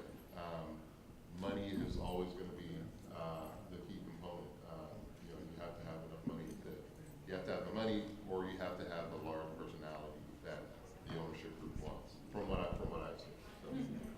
So. Those are two ways that you can have it. Either capital, you have the ability to buy the team outright, or you have the ability to influence a group of folks who want to buy the team to put their money behind you and let that be the wind in your sails. So hopefully out of this room, we'll see the next owner of an NFL team or NBA team someday.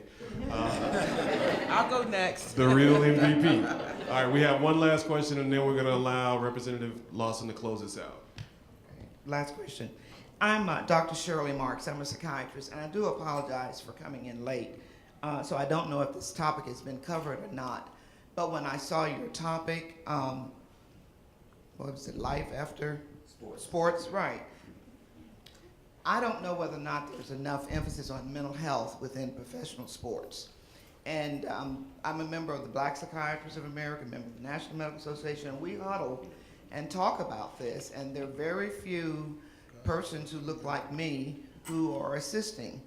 And I present the question as to whether or not coming to or going to mental health professions have been made acceptable to our players. I'm just going to speak to the minority, African American players. I'm not trying to generalize at this point. I'm not convinced that it has been. Now, I know I'm in Redskins territory, but I'm a Dallas Cowboys season ticket holder.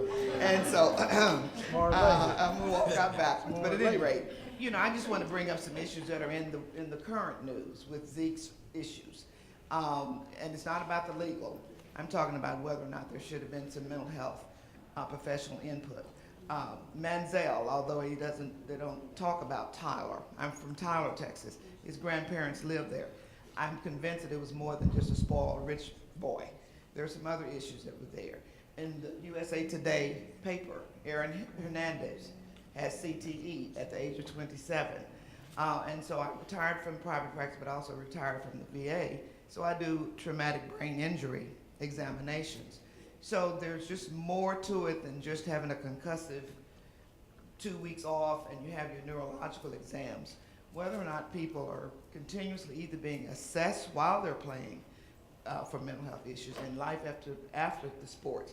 Because you can have a banged up knee, high blood pressure, bad back, and you can still work on whatever. You cannot work and be successful if you have mental health issues if they've not been addressed. So I just want to, if you haven't addressed that, I just want to make sure that those of you who are still within the players associations really try to make sure that it's acceptable to these young men. So, Courtney and Ms. Field, Ms. Cohen. So it's interesting you brought that up. I'm actually working with a couple psychologists to bring a program to the NFLPA as well, kind of my side thing, helping people out.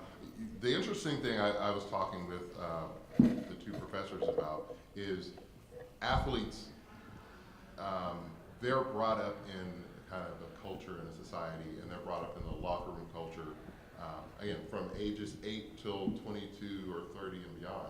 And so then, and in that culture, the coaches kind of want you a little bit crazy, right? They kind of breed upon that. They want a team to be just on the edge of craziness to where they're psychotic, but that's where they want you to perform at that level. And then once you take away kind of that protective cocoon, they're kind of let out into society, and you're kind of lost. And so the mental health piece is I think it has been neglected. I think organizations like NFLPA is actually helping solve or address a lot of that now, thankfully, because I know, I think everyone, at least, I shouldn't say everyone, you know, myself coming out, like it wasn't an easy transition. There were a lot of things I had to relearn, or, you know, with psychologists and help with my wife and family. But it is a difficult transition, and hopefully it will be continued to be addressed.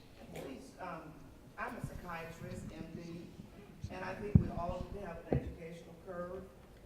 There is a difference between a psychologist and a psychiatrist. No, So I know that most people don't want to go to a psychiatrist because they think, well, I'm really crazy.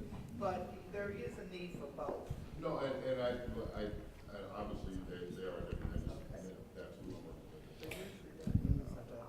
No, I do.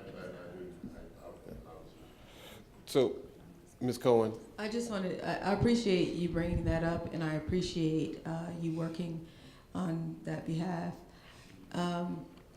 Yeah, you know, to be a boxer, to get in the ring and to do the sports that we do, there has to be a certain amount of mental illness going on. I mean, like, honestly.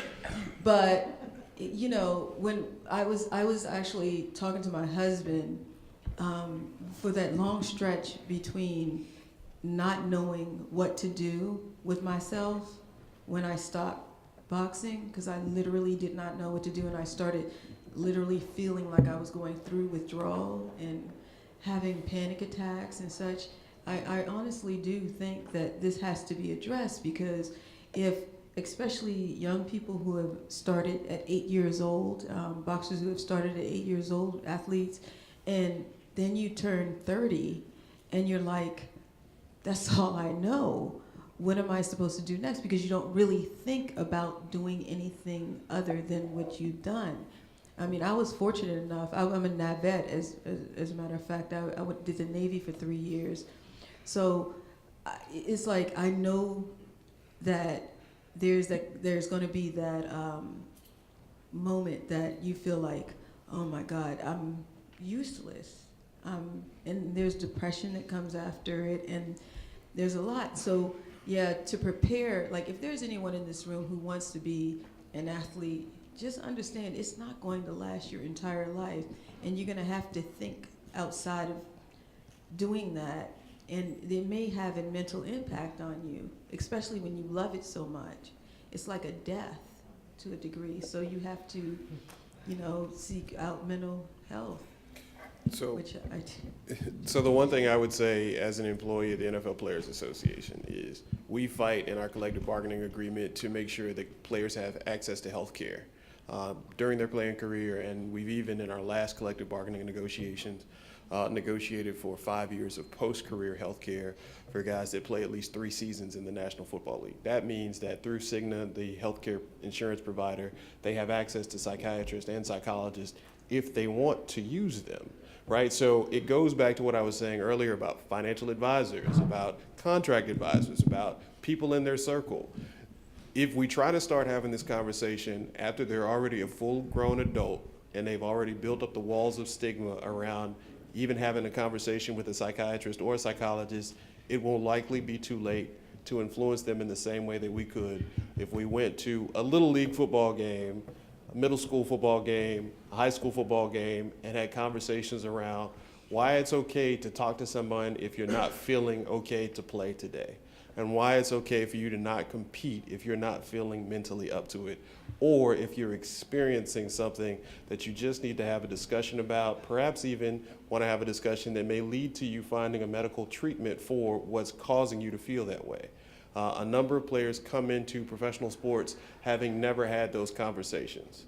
And some of them have the conversations quickly, get on a path to the right way, and end up having very illustrious careers. Others end up trying to self-medicate themselves as they had before they got to the National Football League, and you see their careers end in flames and smoke, and most people blame that on personal accountability not being there. What we know inside the business, the people who actually work on these issues, we know that these things are usually tied to something that's related to mental health. and it's something that we have to address if we want to make our players, our people, our communities as successful as possible. That's why I'm glad you're here today, because you as a community play a big role in that. So we're going to ask Congressman Lawson to give us a closeout, his closing remarks. Please hold your applause until he gets done, and we'll go from there. Thank you very much, Joe, and this has been an extraordinary panel, one that I'm glad I had the opportunity to serve and learn so much about. I just say to Ms. Durant, you know, I really adopted the Golden State. I had some connection there. Thompson, I recruited his father when he was in at Miami Jackson, you know, but I didn't get him. He went to the University of Minnesota. Seth Curry, father, when we were leading by 1 point with 2 seconds left in the game, made the longest shot in Tully Gym that ever been made. Everybody else was leaving. He was at Virginia Tech.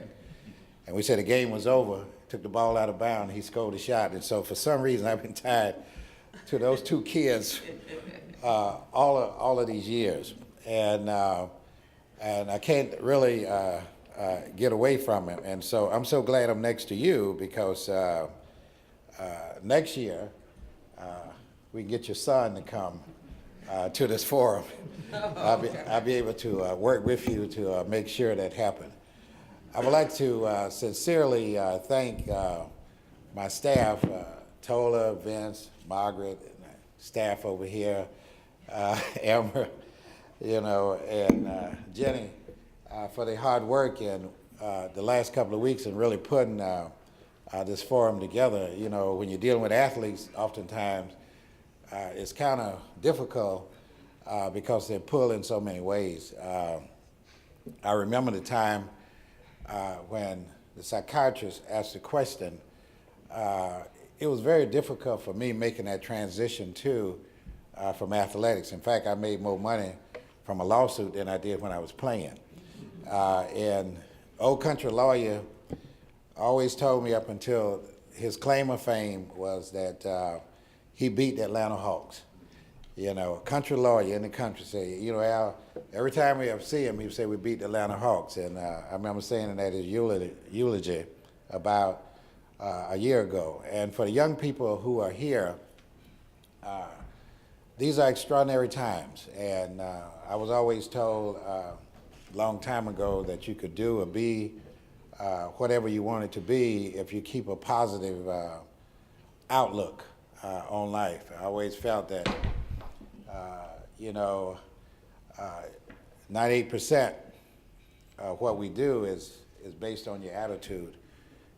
It really only takes about 2% product knowledge to be successful. When you leave here today, we still have a long ways to go, especially as related. You've heard today about some successful athletes. The problem that I focus in on the unsuccessful athletes. What happens to all of those ones who are 19, 18 years old that had the same dreams as many of us? I learned when I was coaching that one of the things that we needed more than anything else is psychological counseling for athletes to really get their perspective in order.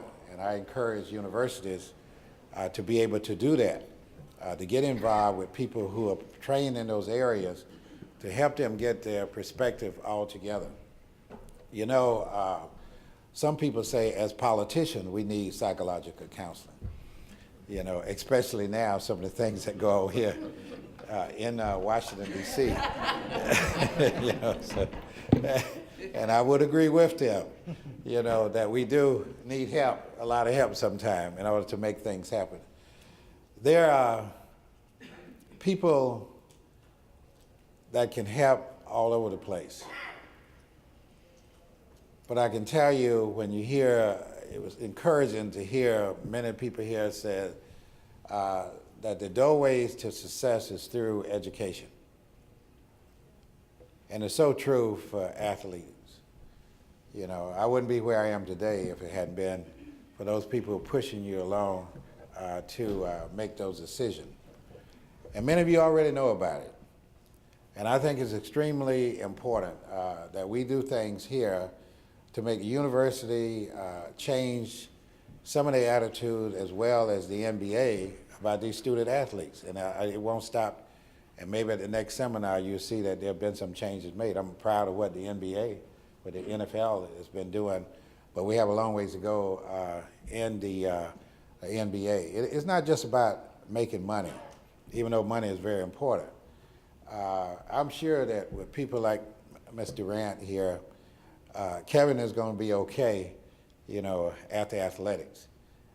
But many of those athletes, and I recruit them. I recruited Magic Johnson, Larry Bird, you know, Dominic Wilkerson, you know, John Drew, all those guys. A lot of them we didn't really get. And I tried my hand at a sports negotiation. Left, went to Fresno, California, spent time out there, worked with athletes, with Michael, father, Thompson father, changed agents in the middle of the stream from Paul Presses in Minnesota to Irvin Wiener in New York, and we couldn't get in. So I figured that wasn't something that I was going to continue to do because I lost so much money. But it is very important as you leave here today, instill in athletes about the importance of education and listening to people who've already been there. And we'll take care of the rest of it in terms of working with universities and the NBA, NFL, and then boxing area, which was so inspirational to me today. I want to thank you all for being here. I want to thank Joe for his great moderation of this panel. And we certainly hope that when we come back again, that we have a lot more to tell you. Thank you very much. Before we exit, just a couple more thank yous. Thank you to Malin PR for helping us put this together. Also, thank you to Reheard, Natalie Felix, and Phil Williams for being assisting us here today. Thank you guys so much. If you have questions afterwards, we're going to take a picture first, and then the panelists will be available for your questions. So thank you very much for your time, and please enjoy the rest of the CBCF ALC this week. So this is the official photography.